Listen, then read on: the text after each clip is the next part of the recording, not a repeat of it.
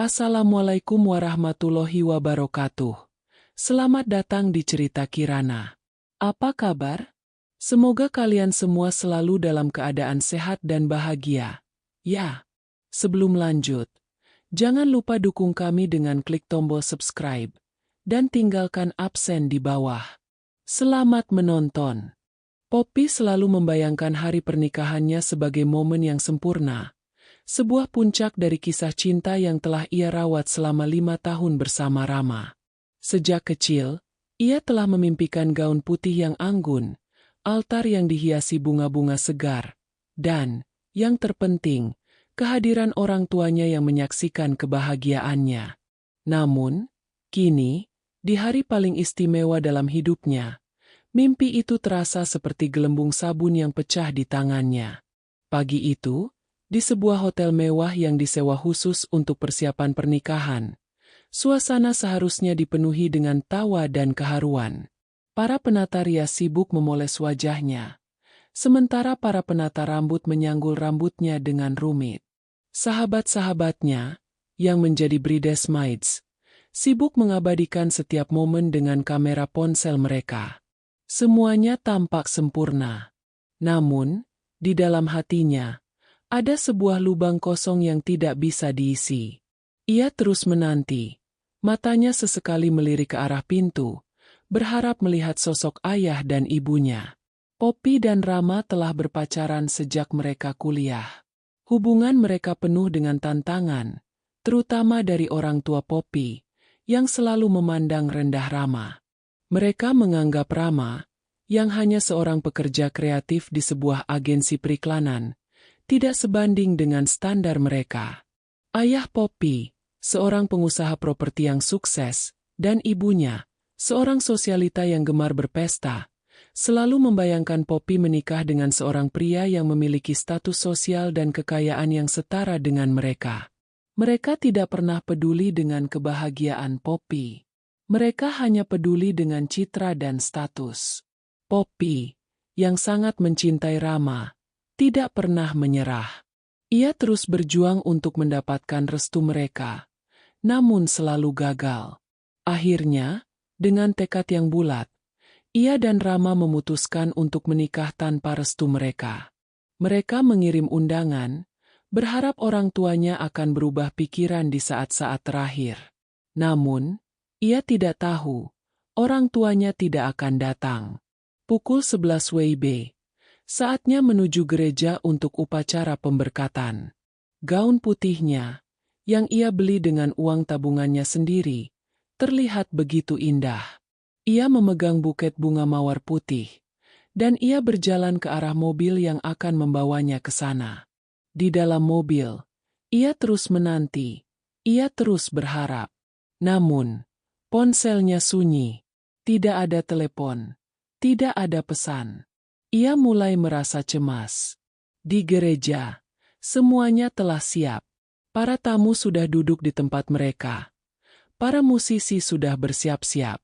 Rama, dengan senyum yang tulus, berdiri di altar, menunggunya. Ia terlihat begitu bahagia, begitu tampan.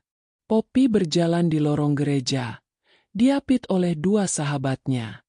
Ia mencoba tersenyum, namun matanya dipenuhi dengan air mata. Di dalam hatinya, ia merasa sangat sakit. Ia merasa dikhianati. Upacara pemberkatan berjalan dengan hikmat. Poppy dan Rama mengucapkan janji suci mereka, dan mereka saling bertukar cincin. Saat pendeta menyatakan mereka sebagai suami dan istri, para tamu bertepuk tangan. Namun, Poppy tidak bisa merasakan kebahagiaan itu. Ia hanya merasakan kesedihan yang mendalam. Ia merasa, ia telah kehilangan sesuatu yang sangat penting. Ia telah kehilangan orang tuanya.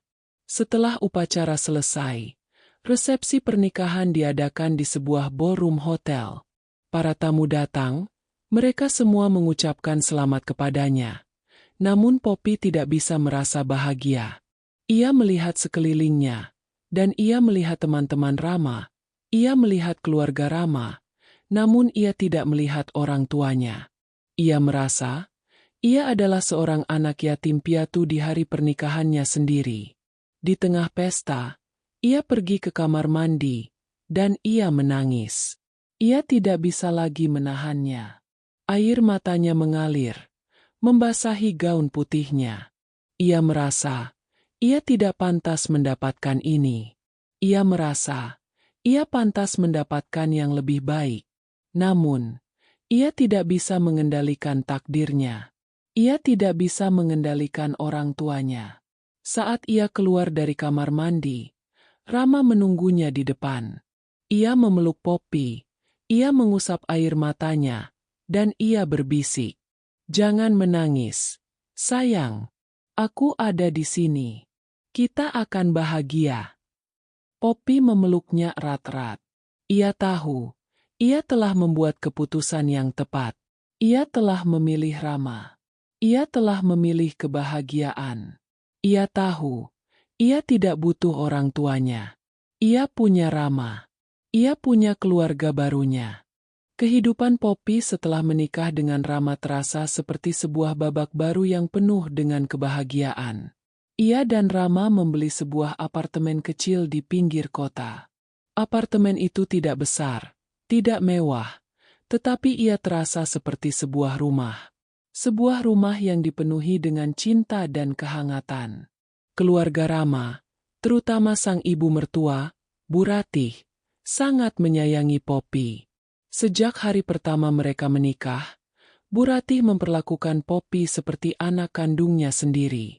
Ia sering memasak makanan kesukaan Poppy, ia sering menelponnya hanya untuk bertanya kabar, dan ia sering datang ke apartemen mereka, hanya untuk menemaninya. Bu Ratih adalah sosok ibu yang Poppy selalu impikan. Ia adalah sosok yang sabar, yang pengertian, dan yang penuh dengan kasih sayang. Ia adalah sosok yang mengisi kekosongan kasih sayang yang tidak Poppy dapatkan dari orang tuanya. Hubungan Poppy dan Rama juga semakin kuat. Mereka berdua bekerja keras. Mereka saling mendukung, dan mereka saling mencintai. Mereka sering menghabiskan waktu bersama. Mereka sering pergi makan malam, dan mereka sering menghabiskan akhir pekan di rumah. Kehidupan mereka terasa sangat sempurna. Namun, di balik kebahagiaan itu, ada sebuah rasa bersalah yang tersembunyi di dalam hati Poppy. Ia merasa bersalah karena ia bahagia, sementara orang tuanya tidak ada di sana. Ia merasa bersalah karena ia memiliki keluarga baru yang sangat ia cintai, sementara orang tuanya tidak ada di sana. Ia merasa bersalah karena ia telah memaafkan mereka, namun ia tidak pernah membiarkan mereka kembali ke dalam hidupnya. Suatu malam, saat ia sedang makan malam dengan Bu Ratih, ia menceritakan segalanya. Ia menceritakan tentang bagaimana orang tuanya memperlakukannya. Ia menceritakan tentang bagaimana mereka tidak datang ke pernikahannya, dan ia menceritakan tentang bagaimana ia merasa kesepian di hari pernikahannya sendiri. Bu Ratih mendengarkan dengan sabar. Ia tidak menyela. Ia tidak menghakimi. Setelah Poppy selesai berbicara, Bu Ratih memegang tangannya. Ia tersenyum, dan ia berbisik, "Nak, jangan merasa bersalah. Kau tidak melakukan kesalahan apapun. Kau berhak bahagia. Kau berhak mendapatkan yang lebih baik." Poppy memeluknya erat-erat. Ia merasa, ia telah menemukan ibunya yang sebenarnya. Ia merasa, ia telah menemukan sebuah keluarga yang benar-benar mencintainya. Ia tahu, ia tidak lagi sendirian. Beberapa bulan berlalu, dan Poppy merasa ia telah melupakan masa lalu. Ia tidak lagi memikirkan orang tuanya. Ia tidak lagi memikirkan pernikahan yang hancur. Ia hanya memikirkan Rama. Ia hanya memikirkan Bu Ratih. Ia hanya memikirkan kebahagiaannya. Ia merasa, ia telah berhasil. Ia telah berhasil melupakan masa lalu. Namun, ia tidak tahu, masa lalu akan kembali. Dan ia akan kembali dengan cara yang paling mengerikan. Ia akan kembali untuk menuntut balas. Ia tidak tahu, ia akan kembali untuk menghancurkan kebahagiaannya. Hari-hari Poppy berlalu dengan penuh kebahagiaan. Hubungan dengan Rama semakin erat, dan kasih sayang dari Bu Ratih terasa seperti pelukan hangat yang mengisi setiap celah di hatinya. Poppy bahkan merasa telah melupakan luka lama yang diukir oleh orang tuanya. Ia tak lagi peduli dengan apa yang mereka lakukan, di mana mereka berada, atau bagaimana hidup mereka. Bagi Poppy, hidupnya yang baru, yang penuh cinta dan ketenangan, jauh lebih berharga daripada masa lalu yang penuh dengan kekecewaan. Namun, ketenangan itu tidak berlangsung lama. Suatu sore, saat Poppy baru saja pulang kerja, ponselnya berdering. Nama yang tertera di layar membuat jantungnya berdebar kencang. Itu adalah nomor ayahnya. Nomor yang tidak pernah ia lihat sejak hari pernikahannya. Poppy ragu-ragu. Ia ingin mengabaikannya, namun ia tidak bisa. Ia merasa ada sebuah firasat buruk yang mengalir di dalam darahnya. Dengan tangan yang gemetar, ia mengangkat telepon itu. Suara di seberang sana terdengar sangat berbeda dari suara ayahnya yang angkuh dan sombong. Suara itu serak, lemah, dan penuh dengan keputusasaan. "Poppy, ini Papa." Suara itu berbisik. "Maafkan Papa mengganggu waktumu." Poppy terdiam. Ia tidak menjawab. Ia hanya mendengarkan. Kami bangkrut." Suara ayahnya bergetar. "Perusahaan bangkrut. Kami kehilangan semuanya. Kami kehilangan rumah. Kami kehilangan mobil. Kami kehilangan semua uang kami. Kami tidak punya apa-apa lagi." Dunia Poppy terasa runtuh. Ia tidak bisa mempercayai apa yang ia dengar. Ayahnya, seorang pengusaha sukses yang selalu sombong, kini bangkrut. Ayahnya, seorang pria yang selalu memandang rendah Rama, kini tidak memiliki apa-apa. Poppy merasakan sebuah campuran rasa terkejut, rasa sakit, dan bahkan sebuah rasa puas yang mengerikan. Ia tahu, ia tidak seharusnya merasa seperti itu, tetapi ia tidak bisa mengendalikan perasaannya. Kami sekarang tinggal di sebuah apartemen kecil." Suara ibunya terdengar di seberang sana. Ibunya, seorang sosialita yang selalu hidup dalam kemewahan, kini tinggal di sebuah apartemen kecil. "Kami tidak punya uang untuk makan. Kami tidak punya uang untuk membayar sewa. Kami tidak tahu harus berbuat apa." Poppy tidak menjawab. Ia hanya mendengarkan.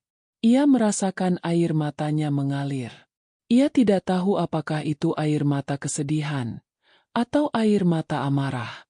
Ia tidak tahu apakah ia harus merasa kasihan pada mereka, atau apakah ia harus merasa bahagia atas penderitaan mereka. "Poppy, kami membutuhkan bantuanmu." Suara ayahnya memohon. "Kami tidak punya siapa-siapa lagi. Kami hanya punya kau." Poppy tidak menjawab. Ia mengakhiri telepon itu, dan ia jatuh ke sofa. Ia menangis. Ia tidak tahu apa yang harus ia lakukan. Ia tidak tahu bagaimana harus bereaksi. Di satu sisi, ia adalah anak mereka. Ia harus membantu mereka. Di sisi lain, mereka telah menyakitinya. Mereka telah mengkhianatinya. Mereka telah meninggalkan dia di hari pernikahannya sendiri. Rama pulang dan menemukan Poppy menangis. Ia memeluk Poppy. Ia mengusap air matanya, dan ia bertanya, "Ada apa, sayang?" Poppy tidak bisa berbicara. Ia hanya bisa menangis. Rama mengambil ponsel Poppy. Ia melihat riwayat panggilan, dan ia melihat nama ayah Poppy. Ia menghela napas panjang. Ia tahu, masa lalu telah kembali.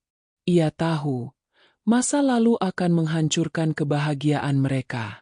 Malam itu, Poppy dan Rama duduk di ruang tamu, mencoba untuk berbicara. Poppy menceritakan segalanya kepada Rama. Ia menceritakan tentang bagaimana orang tuanya bangkrut. Ia menceritakan tentang bagaimana mereka meminta bantuannya. Ia menceritakan tentang bagaimana ia merasa bingung, bagaimana ia merasa sakit, dan bagaimana ia merasa marah. Rama mendengarkan dengan sabar. Ia tidak menyela. Ia tidak menghakimi. Setelah Poppy selesai berbicara, ia menghela napas panjang. "Poppy," katanya, suaranya tenang dan tegas. "Jangan bantu mereka. Mereka tidak pantas mendapatkan bantuanmu." Poppy terkejut. Ia tidak menyangka Rama akan mengatakan itu. "Tapi, Rama, mereka orang tuaku," kata Poppy. Suaranya bergetar. "Aku tidak bisa membiarkan mereka menderita. Mereka tidak memikirkanmu saat mereka meninggalkanmu di hari pernikahanmu," kata Rama. Suaranya dipenuhi dengan amarah. "Mereka tidak memikirkanmu saat mereka liburan. Mereka tidak memikirkanmu saat mereka menghina aku. Mereka hanya memikirkan diri mereka sendiri. Mereka pantas mendapatkan ini. Tapi mereka sudah meminta maaf," kata Poppy. Mereka terdengar sangat menyesal. "Poppy, jangan bodoh," kata Rama. "Mereka tidak menyesal. Mereka hanya putus asa. Mereka hanya membutuhkan uangmu.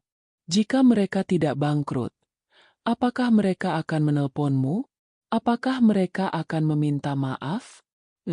Mereka tidak akan pernah memikirkanmu." Kata-kata Rama menusuk hati Poppy. Ia tahu, Rama benar. Ia tahu, ia tidak bisa mempercayai orang tuanya. Namun, ia tidak bisa mengabaikan mereka. Ia tidak bisa membiarkan mereka menderita. Ia merasa ia terjebak di antara dua pilihan. Pilihan yang benar, dan pilihan yang salah. "Kita tidak bisa membantu mereka, Poppy," kata Rama. "Kita memiliki hidup kita sendiri. Kita memiliki masa depan kita sendiri. Jika kita membantu mereka, kita akan kehilangan semua yang kita miliki. Kita akan kehilangan tabungan kita. Kita akan kehilangan rumah kita. Kita akan kehilangan semuanya." Poppy terdiam. Ia tahu, Rama benar. Mereka tidak memiliki uang yang cukup untuk membantu orang tuanya. Mereka tidak bisa mempertaruhkan masa depan mereka. Namun, ia tidak bisa hanya diam. Ia tidak bisa membiarkan mereka menderita. Perdebatan itu berlanjut hingga larut malam. Poppy dan Rama tidak bisa mencapai sebuah kesepakatan. Mereka berdua tidur dengan hati yang berat. Poppy tidak bisa tidur. Ia terus memikirkan orang tuanya. Ia terus memikirkan Rama. Ia terus memikirkan dilema yang ia hadapi. Ia merasa, ia tidak bisa membuat keputusan. Ia merasa, ia akan kehilangan semuanya. Pagi itu, ia terbangun dengan hati yang berat. Ia melihat Rama yang masih tidur. Ia melihat wajahnya yang tenang. Ia tahu, Rama adalah pria yang baik. Ia tahu, Rama hanya ingin melindunginya. Namun, ia tidak bisa mengabaikan orang tuanya. Ia tahu, ia harus melakukan sesuatu. Ia harus mencari jalan keluar. Saat ia sedang bersiap-siap untuk pergi kerja, ia mendengar suara ketukan di pintu. Ia membukanya, dan ia melihatnya. Ibu Ratih. Ibu Ratih tidak datang sendirian. Ia datang dengan senyum di wajahnya. Ia datang untuk menemaninya. Ia datang untuk membantunya. Poppy tidak bisa menahan air matanya. Ia memeluk Ibu Ratih, dan ia menangis. Ia tidak lagi merasa sendirian. Ia tahu, ia akan mendapatkan bantuan yang ia butuhkan. Bu Ratih, dengan naluri keibuannya yang tajam, langsung menyadari ada sesuatu yang tidak beres.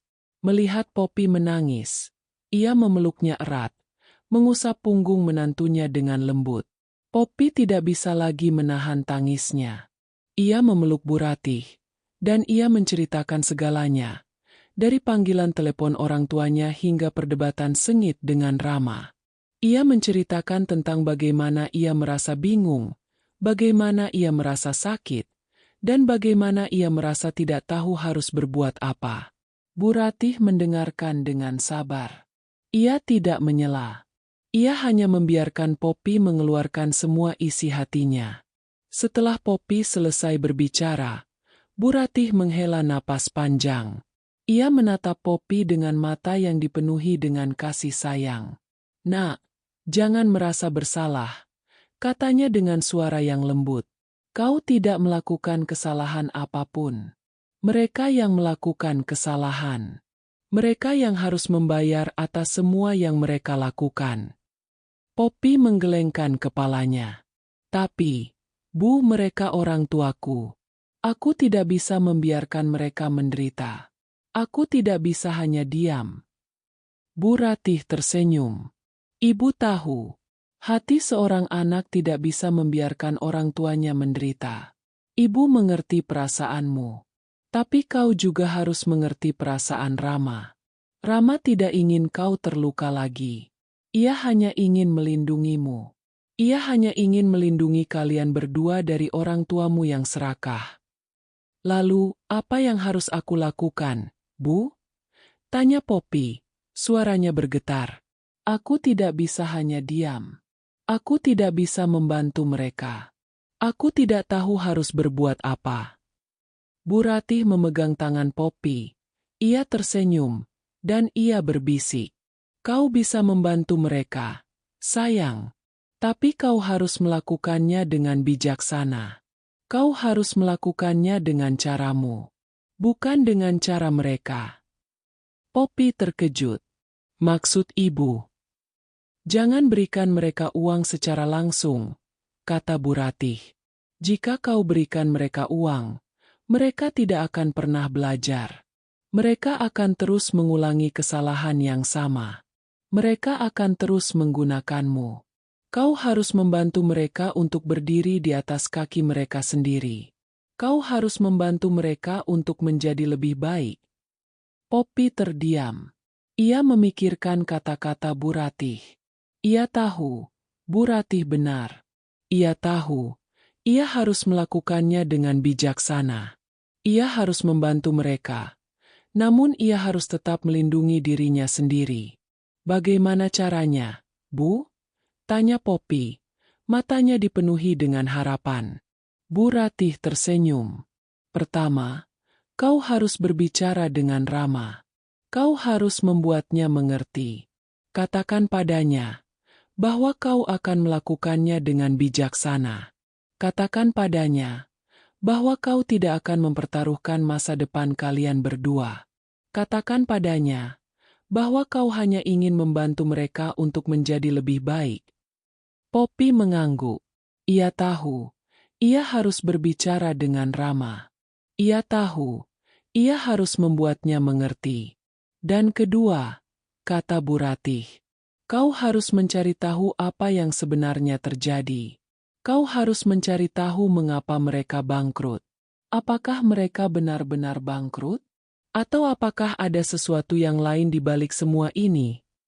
Kata-kata Bu Ratih membuat Poppy merinding. Ia tidak pernah memikirkan kemungkinan itu. Ia terlalu sibuk dengan perasaannya. Ia terlalu sibuk dengan dilemanya, sehingga ia tidak pernah memikirkan kebenaran. Ia tahu, ia harus melakukannya. Ia harus mencari tahu apa yang sebenarnya terjadi. Ia harus mencari tahu apakah orang tuanya benar-benar bangkrut. Ia harus mencari tahu apakah mereka benar-benar menyesal. Ia harus mencari tahu apakah mereka benar-benar telah berubah. Ia tahu, ia harus melakukannya, atau ia akan selamanya hidup dalam keraguan. Bu Ratih melihat Poppy yang sudah kembali tenang. Ia memeluk Poppy. Ia tersenyum, dan ia berbisik, "Sekarang, makan. Jangan pikirkan masalah itu.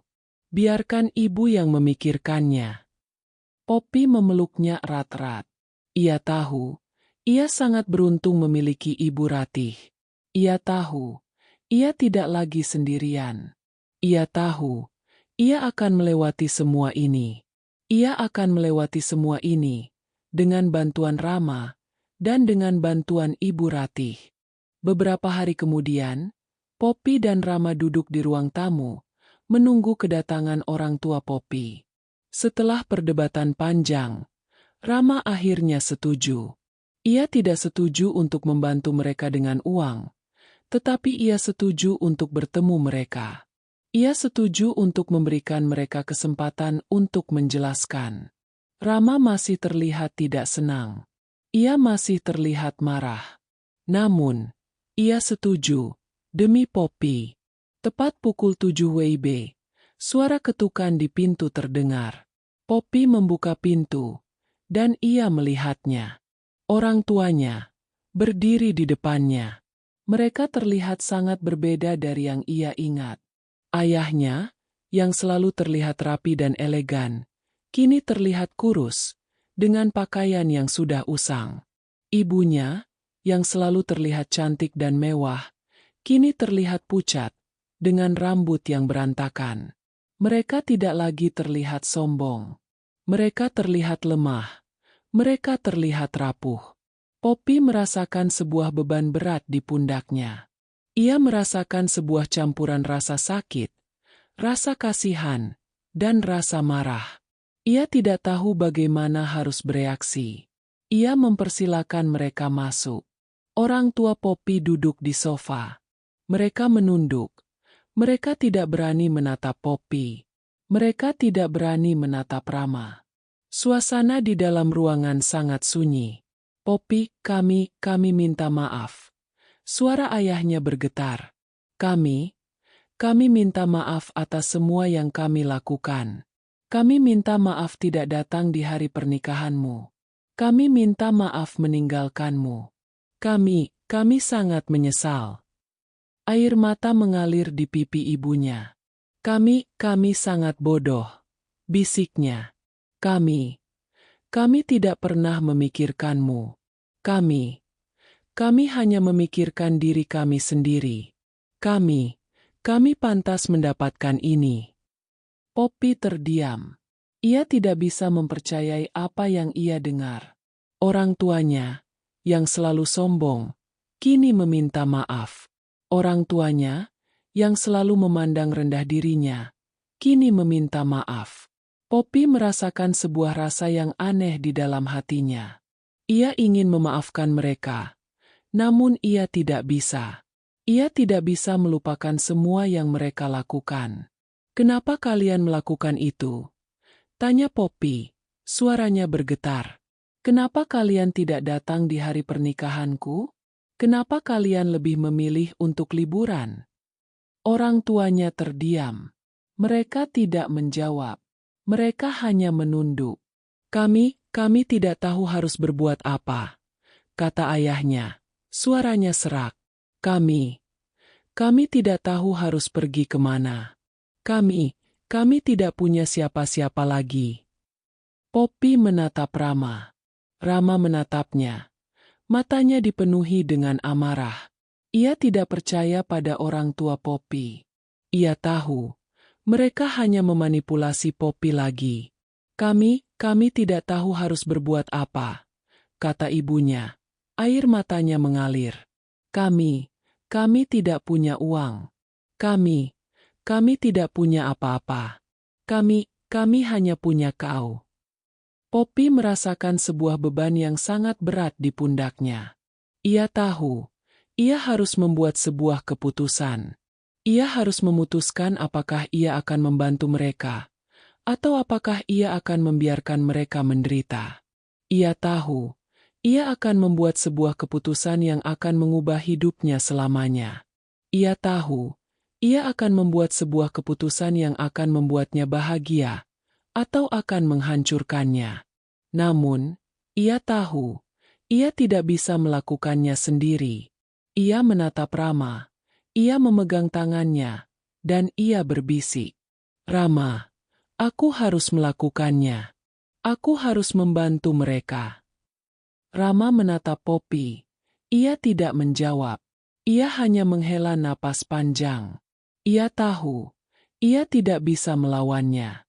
Ia tahu, Poppy tidak akan pernah bahagia jika ia tidak melakukannya.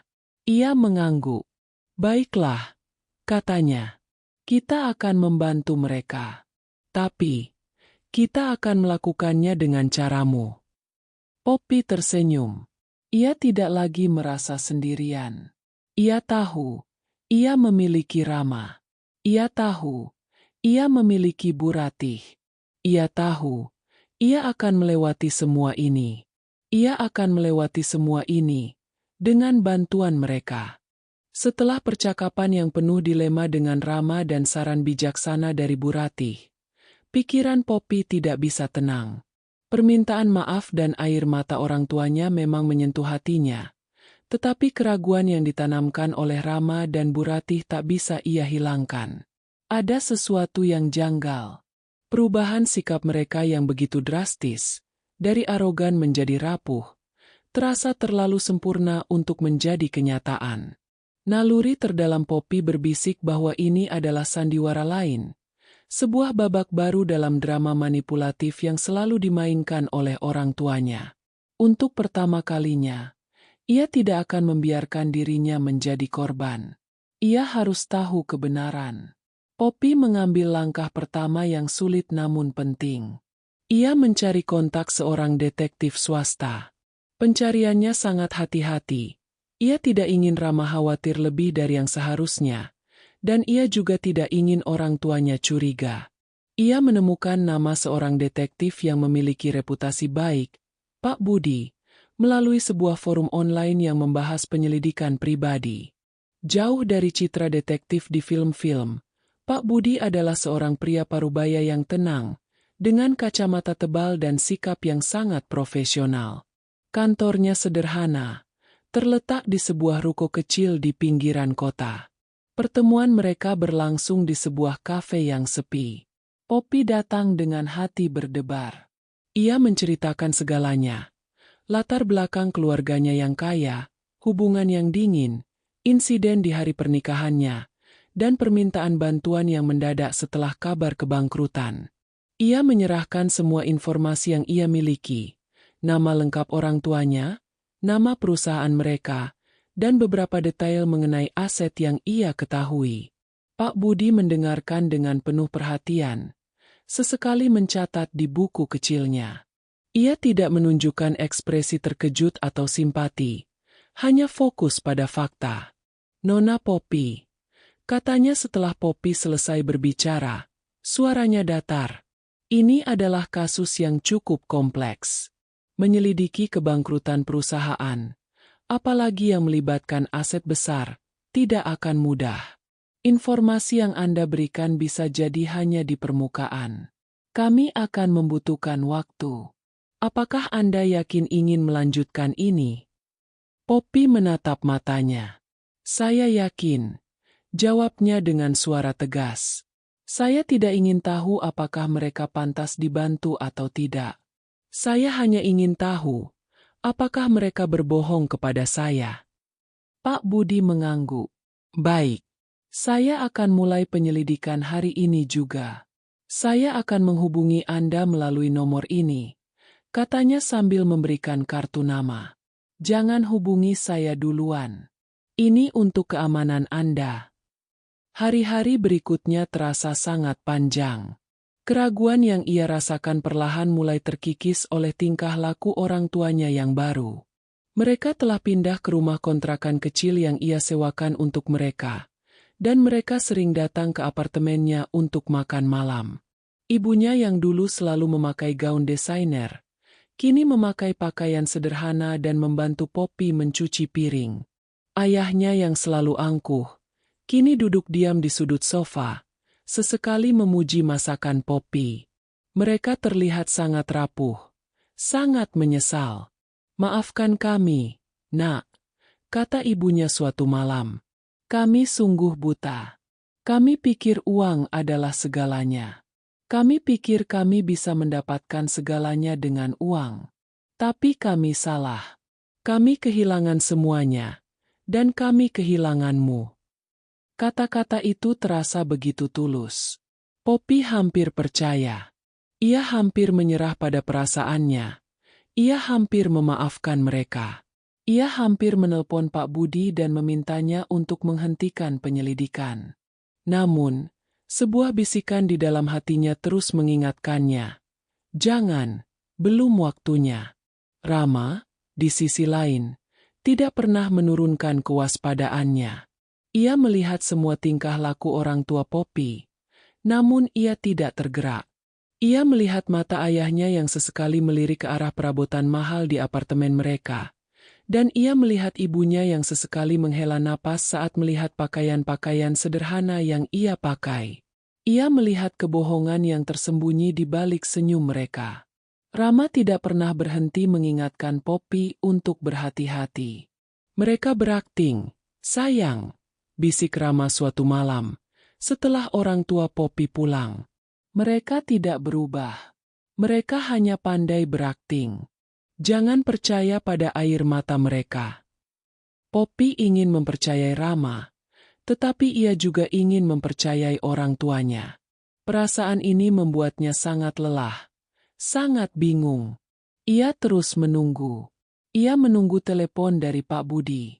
2 minggu kemudian, saat ia sedang di kantor, ponselnya berdering. Nama yang tertera di layar membuatnya menahan napas. Itu adalah Pak Budi. Poppy langsung meminta izin untuk keluar, dan ia mencari tempat yang sepi. Nona Poppy. Suara Pak Budi terdengar serius. Saya sudah menemukan semuanya. Jantung Poppy berdebar kencang. Ia tahu, ia akan mendapatkan kebenaran. Apa yang Anda temukan? Tanya Poppy. Perusahaan orang tua Anda memang bangkrut, kata Pak Budi. Namun, itu adalah kebangkrutan yang disengaja. Mereka memalsukan kebangkrutan untuk menghindari hutang besar mereka. Mereka menjual beberapa aset mereka ke sebuah perusahaan cangkang di Panama, yang mereka kelola sendiri. Mereka juga memiliki beberapa aset lain yang mereka sembunyikan di sebuah perusahaan cangkang di Swiss. Mereka tidak bangkrut. Mereka hanya menyembunyikan kekayaan mereka. Kata-kata Pak Budi terasa seperti sebuah pukulan yang keras di wajah Poppy. Ia merasa perutnya mual. Ia merasa dunia berputar. Ia tidak bisa mempercayai apa yang ia dengar. Itu bukan yang terburuk, kata Pak Budi. Ayah Anda, Tuan Hardy, memiliki sebuah rencana. Ia akan memalsukan kebangkrutan. Ia akan pindah ke apartemen kecil, dan ia akan meminta bantuan Anda. Ia tahu, Anda memiliki hati yang baik. Ia tahu, Anda akan membantunya. Dan saat semuanya tenang, ia akan mengambil kembali semua yang ia miliki, dan ia akan pergi. Ia menggunakan Anda. Anda adalah asuransi mereka. Poppy terdiam. Ia tidak bisa berbicara. Air matanya mengalir. Ia merasa bodoh. Ia merasa digunakan. Ia merasa dikhianati. Ia tidak bisa lagi menahan amarahnya. Amarah yang selama ini ia pendam, kini meledak. Ia berteriak. Ia menangis. Dan ia menghancurkan ponselnya. Ia tidak lagi peduli dengan apa yang terjadi. Ia hanya peduli dengan satu hal. Ia harus menghadapi orang tuanya. Ia harus membuat mereka membayar atas semua yang mereka lakukan. Ia harus mengakhiri semua ini. Malam itu, Poppy dan Rama menunggu orang tua Poppy di apartemen mereka. Udara di dalam ruangan terasa tebal dan berat, dipenuhi dengan ketegangan. Rama tahu, Poppy telah menemukan kebenaran. Ia melihat matanya, yang tadinya dipenuhi dengan kesedihan, kini dipenuhi dengan amarah yang membara. Ia tahu, malam ini akan terjadi sesuatu yang besar. Orang tua Poppy datang tepat waktu. Mereka terlihat lelah, namun mereka tersenyum.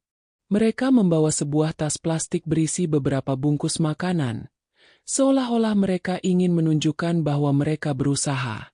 Ibu Poppy melihat ke arah Rama dan Poppy. Ia tersenyum, dan ia berbisik. Maaf, Nak, kami tidak punya uang untuk membeli makanan yang lebih baik. Kata-kata itu tidak lagi menyentuh hati Poppy. Kata-kata itu terasa seperti sebuah pisau yang menusuknya. Poppy tidak menjawab. Ia hanya menatap mereka dengan tatapan yang dingin. "Poppy, ada apa?" tanya ayahnya. Suaranya dipenuhi dengan kebingungan. Poppy tidak menjawab. Ia berdiri, dan ia berjalan ke arah meja. Ia mengambil sebuah amplop coklat yang berisi semua bukti yang ia miliki. Ia mengambilnya, dan ia meletakkannya di depan mereka. Orang tuanya melihat amplop itu, dan mereka melihat Poppy. Mereka tidak mengerti. "Kalian tidak perlu berakting lagi," kata Poppy. Suaranya tenang, namun penuh dengan amarah. "Aku sudah tahu semuanya." Wajah orang tua Poppy yang semula tersenyum, kini berubah pucat. Mereka saling pandang. Mereka tidak tahu apa yang harus mereka lakukan. "Apa yang kau bicarakan, Poppy?" tanya ibunya. Suaranya bergetar. "Aku tahu, kalian tidak bangkrut," kata Poppy. Suaranya semakin keras. "Kalian hanya memalsukan kebangkrutan untuk menghindari hutang kalian. Kalian menjual aset-aset kalian, dan kalian menyembunyikan kekayaan kalian di sebuah perusahaan cangkang di Panama dan Swiss." Orang tua Poppy terkejut. Mereka tidak bisa menyangkalnya. Mereka mencoba untuk berbohong lagi. "Poppy, apa yang kau bicarakan? Kau gila? Kau percaya pada orang asing daripada orang tuamu sendiri?" "Aku percaya pada bukti," kata Poppy. Ia membuka amplop itu, ia mengambil beberapa dokumen, dan ia melemparkannya ke atas meja. "Aku punya bukti. Aku tahu, kalian memalsukan semuanya. Aku tahu, kalian tidak menyesal. Aku tahu, kalian hanya menggunakan aku." Air mata mengalir di pipi ibunya. "Tidak, nak, kami tidak." "Berhenti!" teriak Poppy. Suaranya dipenuhi dengan amarah. "Berhenti berbohong. Aku lelah. Aku lelah dengan semua sandiwara ini. Aku lelah dengan semua kebohongan ini." Poppy merasakan sebuah amarah yang sangat besar di dalam dirinya. Ia tidak bisa lagi menahannya. Ia mengeluarkan semua yang ia rasakan. Ia menceritakan tentang bagaimana ia merasa sakit di hari pernikahannya. Ia menceritakan tentang bagaimana ia merasa kesepian. Dan ia menceritakan tentang bagaimana ia merasa dikhianati. "Kalian tidak hanya meninggalkan aku di hari pernikahanku," kata Poppy. "Kalian menjadikan hidupku asuransi kalian. Kalian menjadikan rumahku tempat persembunyian kalian. Kalian menjadikan kebahagiaanku sebuah alat." Orang tua Poppy terdiam. Mereka tidak bisa berkata apa-apa. Mereka tidak bisa menyangkalnya. Mereka tahu, mereka telah tertangkap basah. Wajah mereka yang semula dipenuhi dengan kesedihan, kini berubah. Wajah mereka kembali menjadi wajah-wajah yang angkuh dan sombong. "Jadi, apa yang kau inginkan?" tanya ayahnya. Suaranya dingin dan tanpa emosi. "Kau akan melaporkan kami ke polisi? Kau akan menghancurkan kami?" Poppy menatap matanya. Ia merasakan sebuah kekuatan yang kuat. Sebuah kekuatan yang ia dapatkan dari Rama dan Bu Ratih. "Tidak," kata Poppy. "Aku tidak akan melaporkan kalian. Aku tidak akan menghancurkan kalian. Kalian sudah hancur. Kalian sudah tidak punya apa-apa. Kalian tidak punya harga diri. Kalian tidak punya kasih sayang. Kalian tidak punya hati. Kalian tidak memiliki apapun." Poppy mengambil sebuah tas kecil dari dalam kamarnya. Ia menaruh semua barang-barang orang tuanya ke dalam tas itu, dan ia memberikan tas itu kepada mereka. "Pergi," kata Poppy. "Pergi dari sini. Jangan pernah kembali lagi. Jangan pernah menghubungi aku lagi. Aku tidak butuh kalian. Aku punya keluarga baru. Aku punya keluarga yang mencintaiku. Aku punya keluarga yang tidak pernah meninggalkan aku." Orang tua Poppy terdiam. Mereka melihat ke arah Rama, dan mereka melihat sebuah senyum di wajahnya. Mereka tahu, mereka telah kalah. Mereka mengambil tas itu, dan mereka berjalan keluar dari apartemen itu. Mereka tidak mengucapkan sepatah kata pun. Mereka hanya pergi. Mereka menghilang ke dalam kegelapan malam. Poppy jatuh ke pelukan Rama. Ia menangis. Ia tidak tahu apakah itu air mata kesedihan atau air mata kebahagiaan. Ia tahu, ia telah memenangkan sebuah pertempuran. Ia tahu, ia telah mengakhiri sebuah babak dalam hidupnya. Namun, ia juga tahu, ia telah kehilangan orang tuanya. Selamanya. Malam setelah konfrontasi, Poppy duduk di sofa. Tangannya digenggam erat oleh Rama. Hening memenuhi ruangan. Bukan hening yang canggung, melainkan hening yang dalam, penuh dengan kelegaan dan kelelahan. Perasaan yang melandanya begitu kompleks. Ada rasa puas karena akhirnya kebenaran terungkap. Ada rasa marah atas pengkhianatan yang begitu kejam. Namun, yang paling dominan adalah rasa kosong, seperti sebuah bab penting dalam hidupnya baru saja ditutup, meninggalkan luka yang takkan pernah benar-benar sembuh. Rama memeluknya erat. Kepalanya bersandar di bahu Poppy. "Kita sudah selesai, sayang," bisiknya. Suaranya lembut. "Mereka tidak akan kembali." Poppy mengangguk. Air matanya perlahan mengering. "Aku tahu," jawabnya. Suaranya serak. Aku tidak tahu harus merasa apa. Seharusnya aku merasa senang, kan? Seharusnya aku merasa lega. Tapi yang kurasakan hanya lelah." Rama mengerti. Ia tidak memaksanya untuk merasa apapun. Ia tahu, luka itu tidak akan sembuh dalam semalam.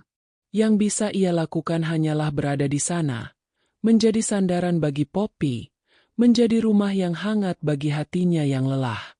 Keesokan paginya, Poppy terbangun dengan perasaan yang berbeda. Beban yang selama ini ia pikul, beban berupa harapan palsu dan dilema moral, kini sudah terangkat. Ia menatap Rama yang masih tertidur di sampingnya. Senyum tipis terukir di wajahnya. Ia menyadari, ia tidak kehilangan apapun. Ia justru telah mendapatkan segalanya. Ia mendapatkan seorang suami yang mencintainya tanpa syarat, yang melindunginya, dan yang tidak pernah meninggalkannya.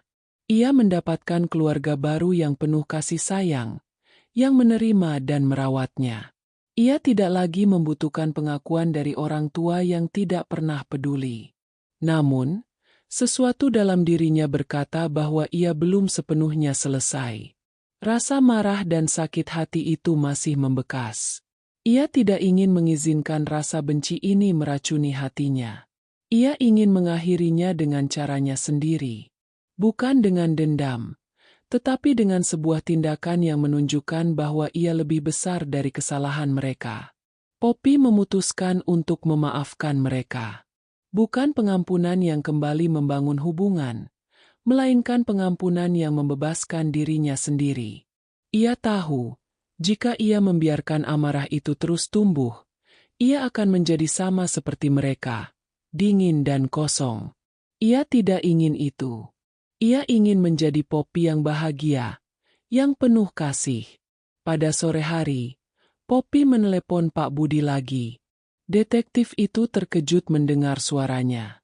Poppy menjelaskan bahwa konfrontasi telah terjadi. Ia kemudian memberikan instruksi baru. "Pak Budi, saya ingin Anda terus memantau mereka," katanya dengan suara tegas. "Saya tidak akan melaporkan mereka ke polisi. Tetapi saya ingin tahu di mana mereka. Dan saya ingin Anda tahu berapa banyak hutang yang sebenarnya mereka miliki." Pak Budi, yang sudah berpengalaman menghadapi kasus-kasus aneh, mengangguk. "Baik, Nona. Saya akan melakukannya." 2 minggu berlalu, dan Pak Budi kembali dengan laporan baru. Orang tua Poppy telah membeli sebuah villa di pinggir kota. Mereka masih hidup mewah, hanya saja secara diam-diam. Dan hutang mereka, yang mereka sebut bangkrut, Ternyata masih bisa diselesaikan. Mereka memiliki aset yang cukup untuk menutupi hutang mereka, kata Pak Budi. Namun, mereka lebih suka menyimpannya dan lari dari tanggung jawab. Mendengar itu, hati Poppy terasa perih. Kebohongan mereka begitu nyata, begitu mendalam. Namun, ia tidak terkejut. Ia telah mempersiapkan dirinya untuk hal ini. Ia tahu, ia harus melakukan sesuatu. Ia tidak menelepon orang tuanya.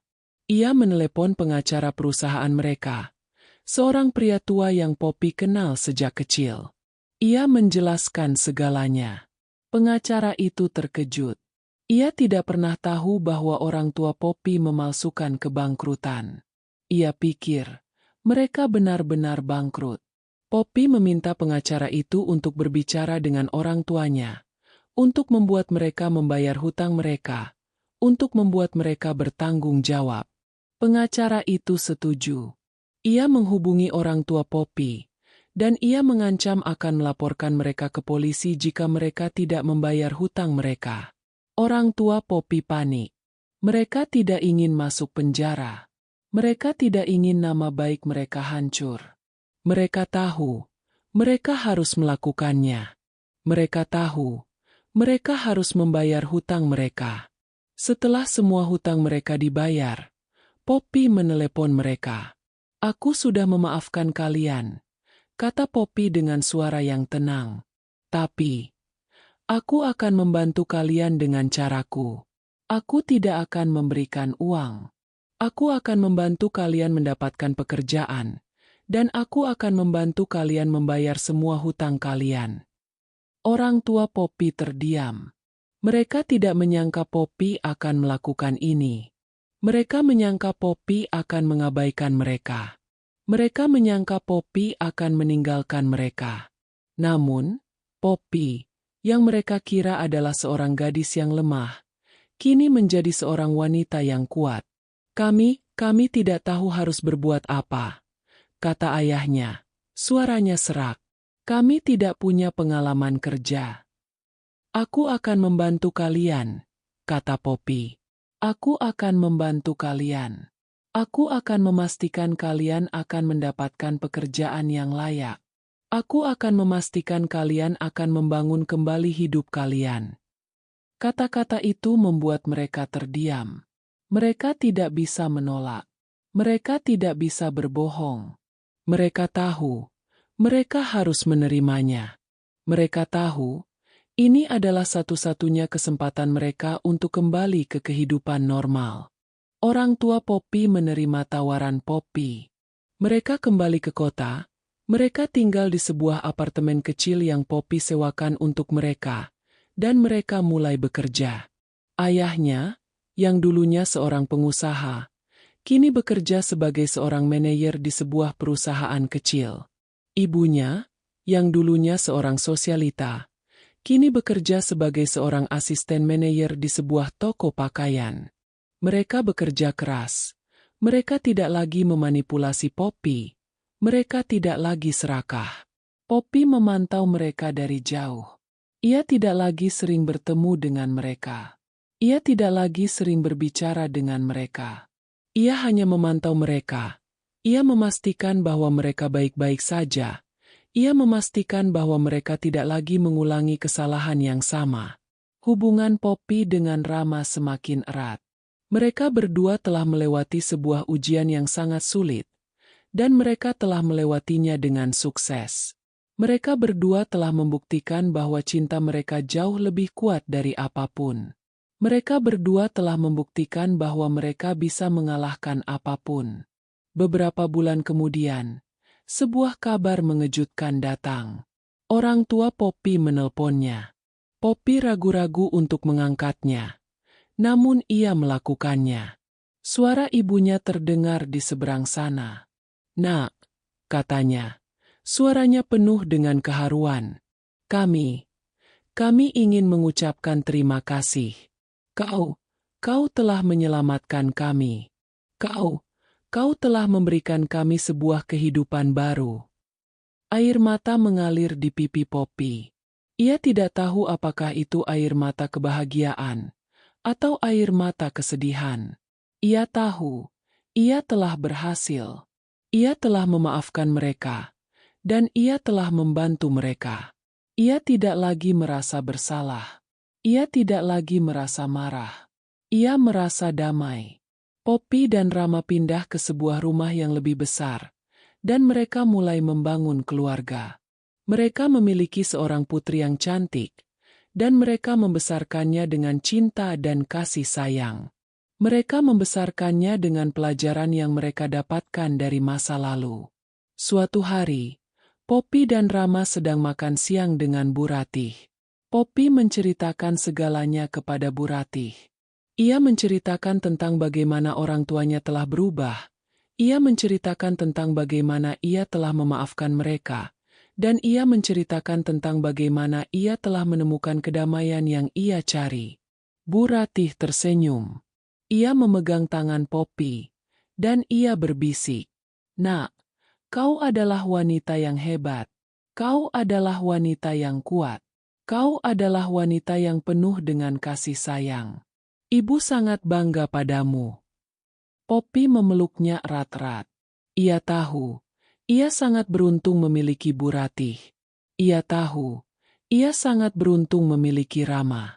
Ia tahu, ia sangat beruntung memiliki keluarganya. Bertahun-tahun berlalu, dan orang tua Poppy kini hidup dengan tenang.